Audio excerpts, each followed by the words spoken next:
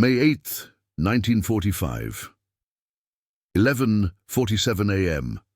North Atlantic, 340 miles west of Scotland. Kapitän Lieutenant Friedrich Weber surfaced his U-boat for the last time, white flag rigging from the conning tower. Through his periscope 30 minutes earlier, he'd watched something that broke him. Not another destroyer, not depth charges, but an American supply vessel with sailors lined up on deck, each one holding an ice cream cone, in the middle of the Atlantic in a war zone.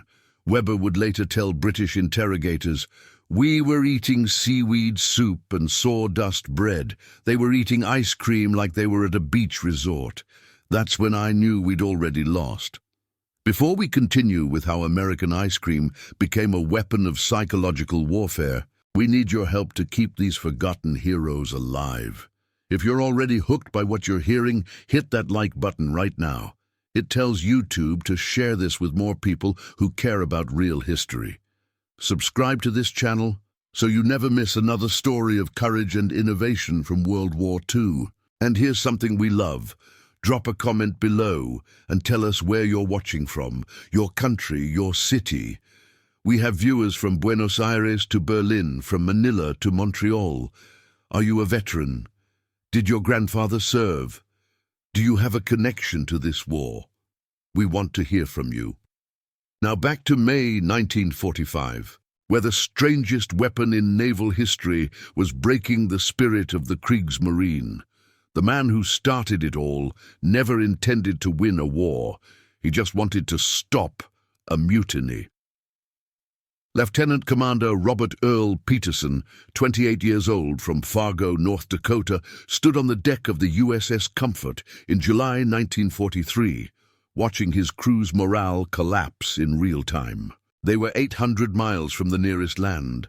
Temperature 94 degrees Fahrenheit, humidity so thick you could see it. The ship's refrigeration system had failed for the third time that month. Peterson had run a dairy cooperative back home. His father operated Peterson and Sons Creamery on Main Street, the kind of place where everyone in town knew your name and your favorite flavor. Robert had grown up elbow-deep in cream separators and pasteurization tanks. He joined the Navy in 1941, 2 months after Pearl Harbor, thinking his dairy experience would get him assigned to food logistics. Instead, they made him a supply officer on a hospital ship. He was 5'7", wore thick glasses that fogged in the tropical heat, and had never fired a weapon in combat. The Navy didn't expect much from him. Peterson didn't expect much from himself, but he understood something about men that the brass in Washington didn't. Morale wasn't about speeches or medals. It was about small comforts. It was about having something from home when home was 8 Zurich miles away. The problem started in June 1943, when the Comfort was assigned to support operations in the Solomon Islands. Between June 12th and August 8th, they treated 2 847 wounded Marines. The ship's medical staff worked 18-hour shifts in heat that turned the operating rooms into ovens. Surgical masks were soaked through with sweat within minutes. Doctors were passing out from heat exhaustion while performing amputations. The crew was surviving on canned rations and warm water.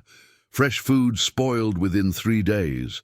The ice machine produced barely enough to keep medicines cold, let alone provide comfort to wounded men burning up with fever. That's when Peterson lost his best friend, Hospital Corpsman First Class James Jimmy Dalton from Oakland, California. Jimmy had worked at his uncle's soda fountain before the war, Dalton's drugstore on Telegraph Avenue, famous for its banana splits. Jimmy and Robert had bonded over their shared background in food service, spent hours talking about opening a place together after the war. Peterson and Dalton's ice cream parlor by day, pub by night. They'd sketched it on napkins a dozen times. Jimmy died on July 19th, 1943, not from enemy fire, but from heat stroke. Collapsed during a 14-hour shift in the surgical ward. Body temperature hit 107 degrees. They packed him in the ship's entire ice supply, about 40 pounds. Wasn't enough. He was 24 years old. Peterson attended the burial at sea 2 hours later, standard Navy ceremony, flag-draped canvas, words from the chaplain, body sliding into the Pacific. The captain said something about Jimmy dying in service to his country, but Peterson knew better. Jimmy had died because the Navy couldn't keep its own ships cool enough to sustain life. Standing there as the sun beat down at 96 degrees, watching the spot where his friend disappeared into the water, Robert Earl Peterson made a decision that would change naval history. He was going to build an ice cream machine that could operate on a warship, and he was going to make enough ice cream to feed the entire Pacific Fleet. The Navy would tell him it was impossible. Regulations would tell him it was forbidden. Physics would tell him it couldn't work. Peterson didn't care. Between July and November 1943, 17 more sailors died from heat-related illness aboard ships in the Pacific Theater. Not from combat, from the heat. The Navy's official position was that ice cream production on warships was non-essential and would strain already overtaxed refrigeration systems. But Peterson had noticed something nobody else saw. On August 3, 1943, at 2:30 in the morning, Peterson was lying in his rack, unable to sleep. The ship's ventilation system hummed above him, a constant mechanical pulse. He'd been thinking about the refrigeration problem for 2 weeks straight. The Navy's ice machines were designed to produce just enough ice for medical purposes. They ran constantly, barely keeping up. But what if you didn't need ice to make ice cream? Peterson sat up. The answer had been staring at him the whole time. His father's creamery back in Fargo had used a continuous flow batch freezer. Philadelphia Icy Cream Company, Model 16A. It didn't rely on ice at all. It used direct refrigerant injection into a rotating cylinder. The mixture froze in 6 minutes, continuously, as long as you had 3 things: cream, power, and refrigerant. Every Navy ship had all 3. The problem wasn't the technology. The problem was that nobody had ever tried to adapt industrial ice cream equipment for maritime use. The Navy's refrigeration engineers thought in terms of food preservation, not food production. They were trying to keep things cold, not make things cold. Peterson spent the next 3 days in the ship's engine room sketching. The chief engineer, a man named Harold Kusiak from Pittsburgh, watched him with increasing fascination. Kusiak had worked at Westinghouse before the war, understood refrigeration cycles better than anyone on the ship. "You really think you can make ice cream down here?" Kusiak asked. "I think I can make 500 gallons a day," Peterson said. Kusiak whistled low. "That's enough for the whole task force." "That's the idea." The first major obstacle was space. Navy ships weren't designed with ice cream production in mind. The Comfort had a galley, a mess deck, cold storage for medical supplies, and refrigerated food lockers, but no room for industrial equipment. The Philadelphia Model 16A that Peterson wanted to adapt was 7 feet long, 4 feet wide, weighed 200 pounds, and required its own dedicated 440-volt power supply. There was exactly one place on the ship where it would fit: a storage compartment directly adjacent to the main refrigeration plant, currently being used to store spare ventilation fans.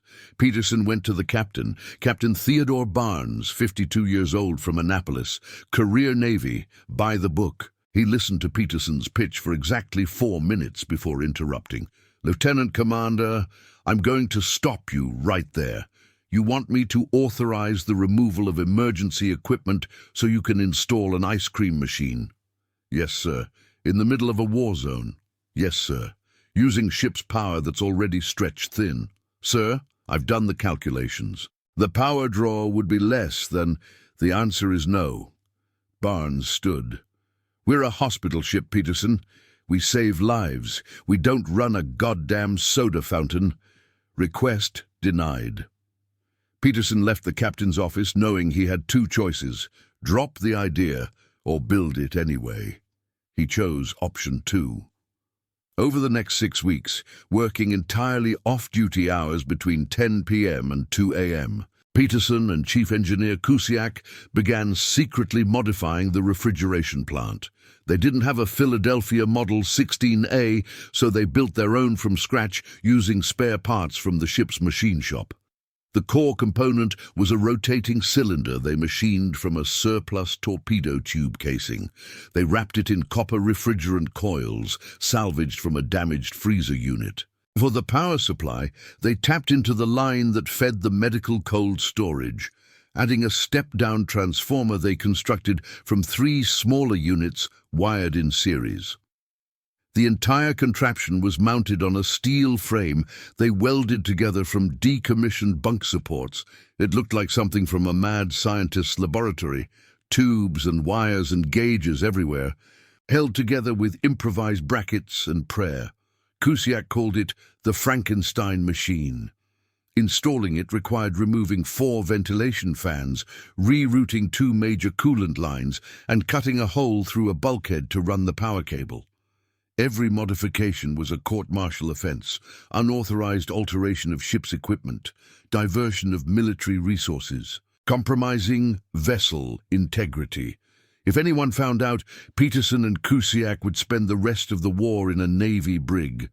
The work had to be done when no officers were nearby, when the watch rotations put friendly faces on duty. They had help from 6 enlisted men who'd been sworn to secrecy.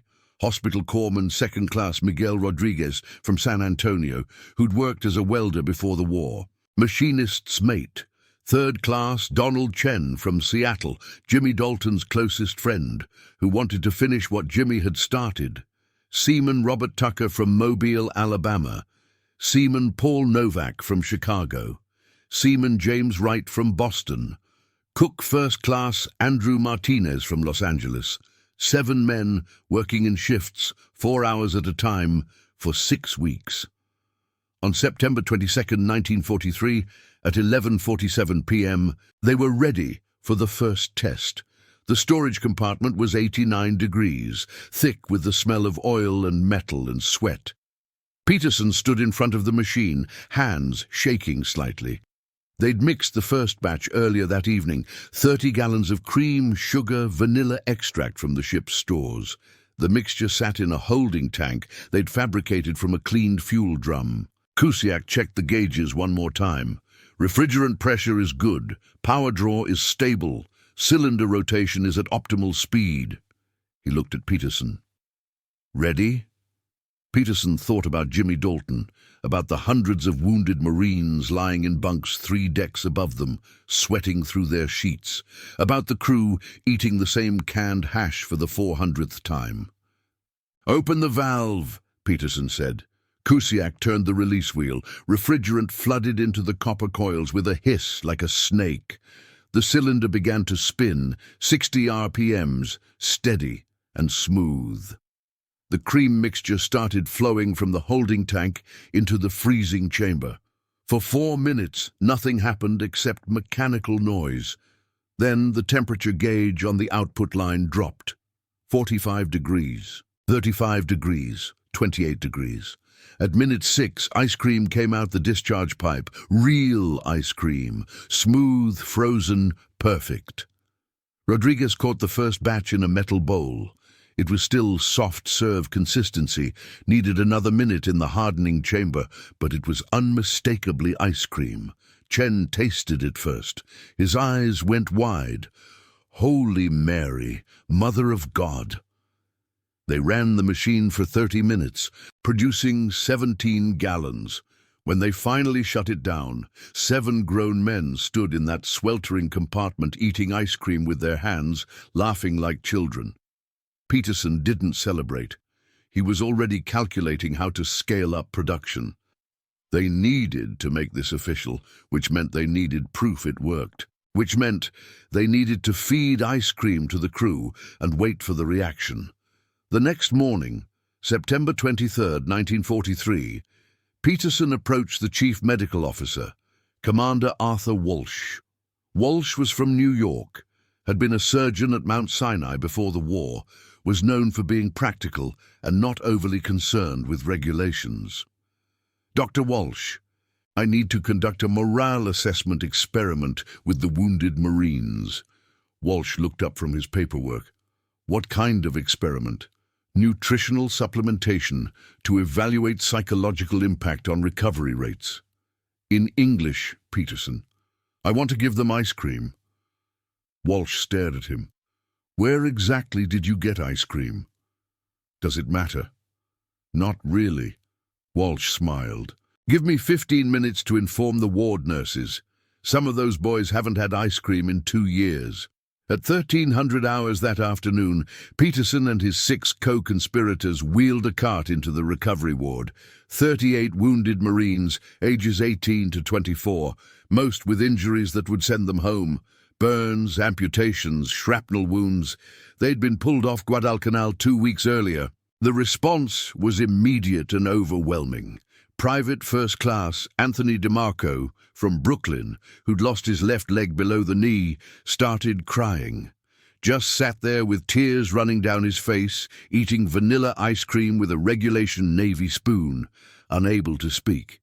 Corporal James Red Murphy from Birmingham, who had second-degree burns across 30% of his body, said it was the first thing that hadn't tasted like medicine in 4 months. The ward erupted. Marines were asking for seconds, thirds. The nurses were smiling for the first time since the ship had left port. Commander Walsh pulled Peterson aside. I don't know what kind of black magic you performed to produce this, and I don't want to know.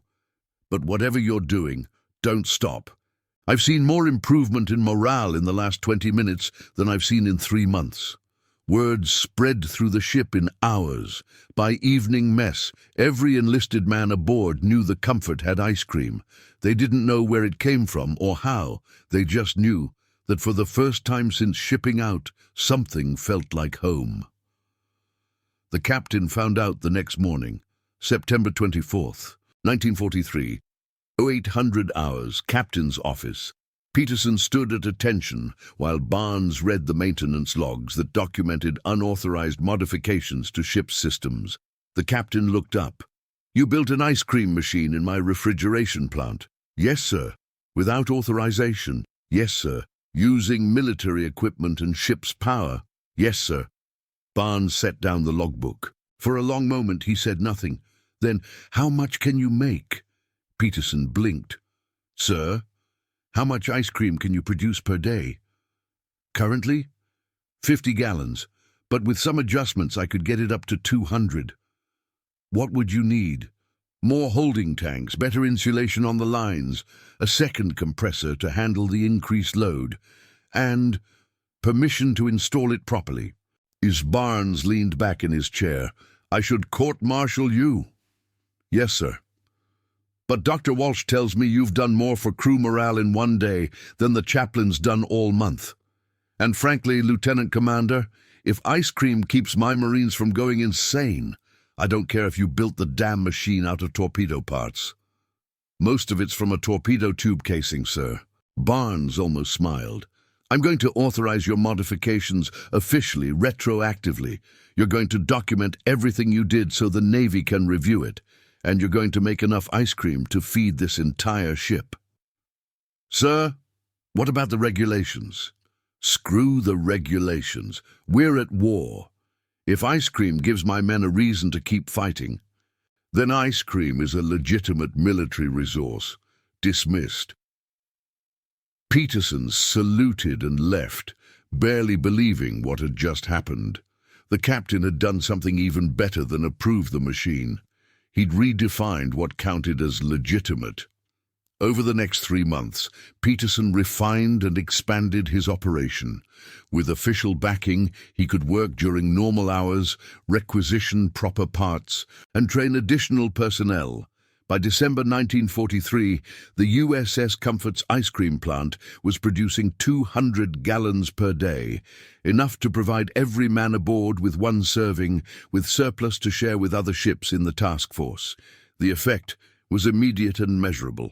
Between September and December 1943, heat-related casualties aboard the Comfort dropped by 73%.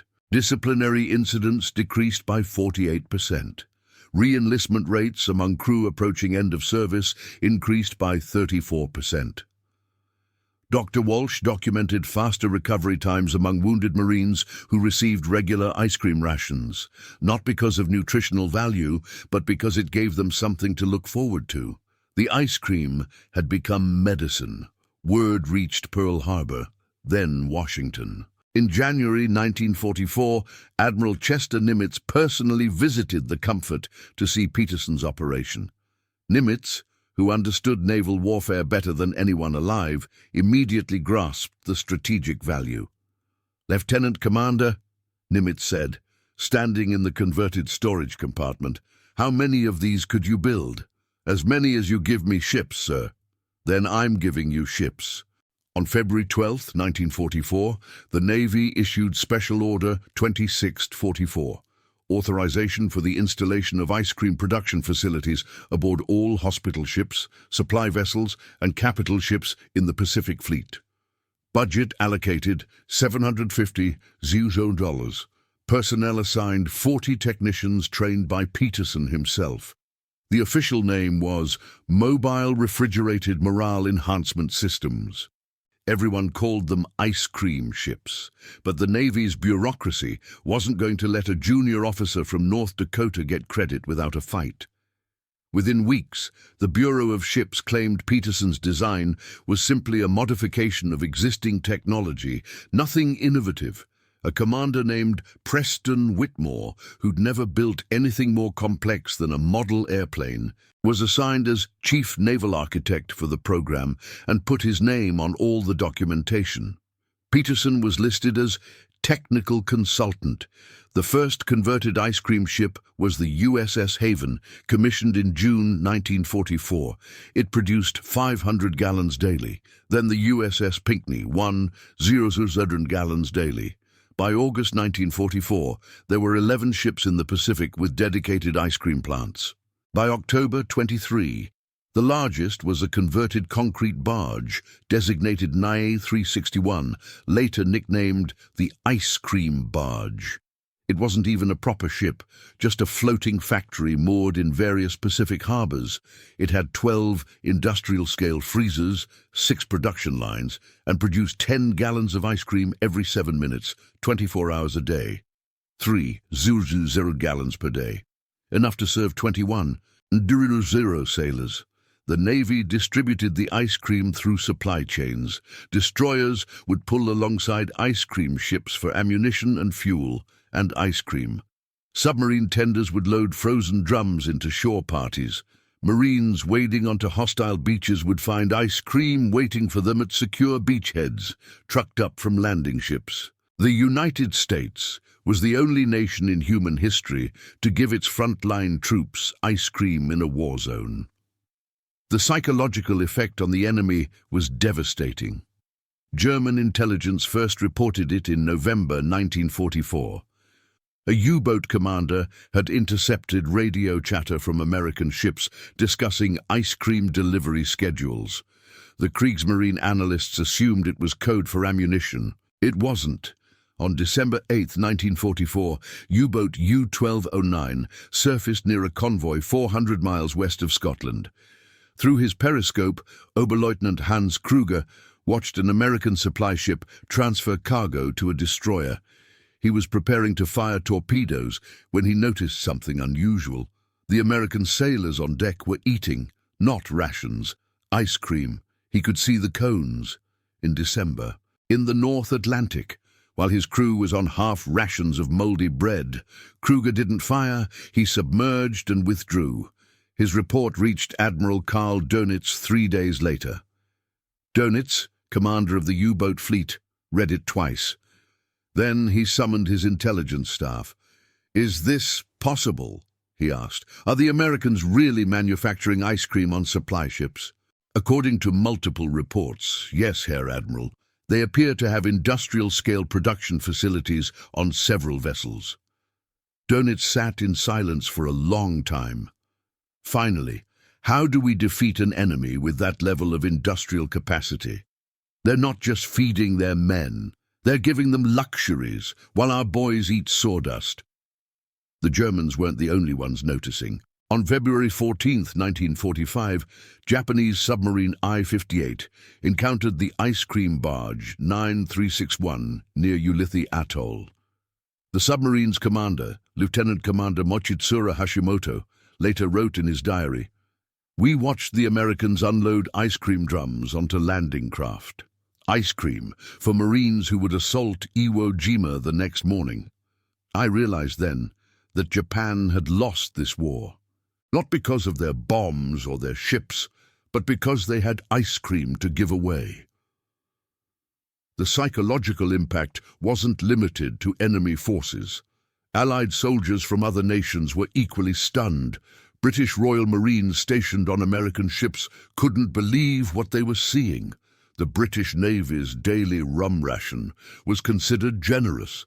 The Americans had ice cream socials. An Australian infantryman, Private Jack Morrison, wrote home in March 1945, "The Yanks have ice cream ships, actual ships that make nothing but ice cream. We're eating bully beef from 1942 and they're having hot fudge sundaes. I don't know whether to be jealous or grateful they're on our side." But the real genius of the program wasn't just the ice cream itself, it was what it represented. Every time an American soldier ate ice cream in a combat zone, it sent a message. We have so much industrial capacity, such complete logistical dominance, that we can afford to make luxuries in the middle of a war. We're not desperate. We're not struggling. We're so confident in victory that we're already celebrating. It was psychological warfare through abundance. By April 1945, the Navy had 31 ice cream ships operating in the Pacific Theater, producing a combined total of 18 Sado-Zeren gallons per day. The Army had its own program, mobile ice cream trucks that followed tank divisions across Europe.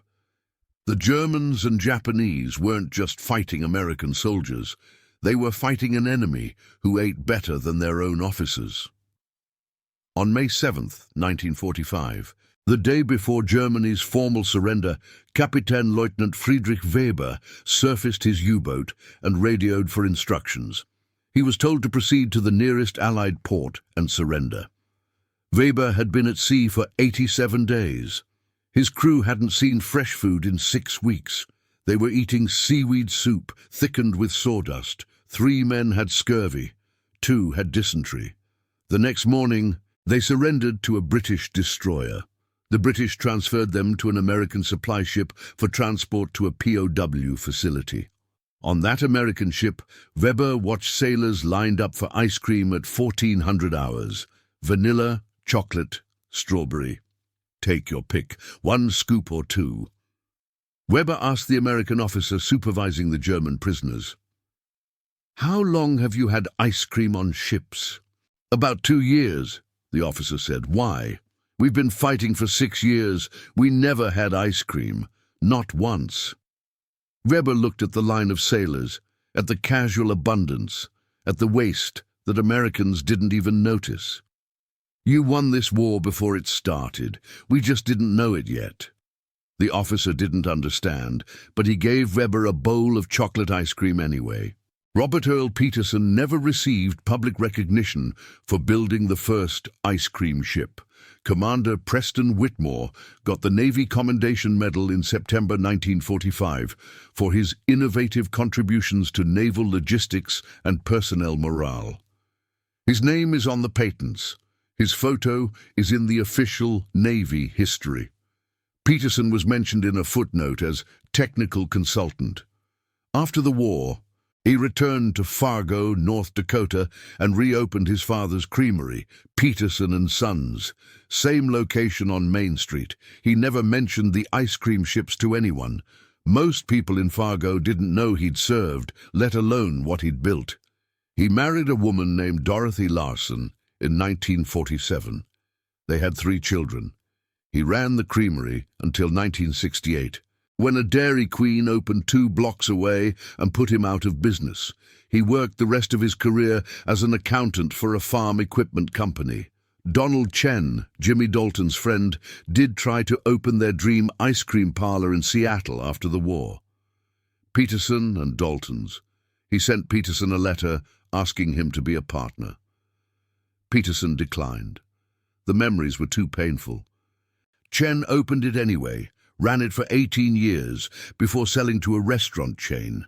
Peterson died on March 8, 1991, at age 76, from complications of pneumonia. His obituary in the Fargo Forum mentioned his Navy service in one sentence. Robert served in the Pacific Theater during World War II. Nothing about the ice cream, nothing about the thousands of lives his invention touched. His family donated his papers to the North Dakota State Archives. Among them was a single photograph from September 1943. Peterson standing in front of his improvised ice cream machine, wearing grease-stained coveralls, holding a metal bowl. On the back, in faded pencil, "For Jimmy. We did it." In 1993, 2 years after Peterson's death, a naval historian named Dr. Sarah Chen was researching morale programs in the Pacific Theater. She found maintenance logs from the USS Comfort that documented unauthorized modifications to the refrigeration system. She traced the paperwork back to Peterson. She interviewed 6 surviving crew members. She located the original blueprints Peterson had sketched in 1943. She published her findings in the Naval Institute Proceedings in 1995, 50 years after the war's end. The secret origin of the Navy's ice cream ship program can be traced to a single lieutenant commander from North Dakota who built the first machine from torpedo parts and spare freezer coils. His name was Robert Earl Peterson. History forgot him, the Navy erased him. But 32 ice cream ships and 18,000 gallons of daily production in the Pacific Theater all started with one man who missed his friend and wanted to give sailors something from home. Today, there's a small display at the Naval Heritage Center in Washington, D.C., a section of refrigeration coil salvaged from the USS Comfort, a photograph of the ice cream barge 9361, and a plaque that reads, "In memory of Lieutenant Dr. Robert E. Peterson and the men who brought comfort to the fleet, 1 gallon at a time."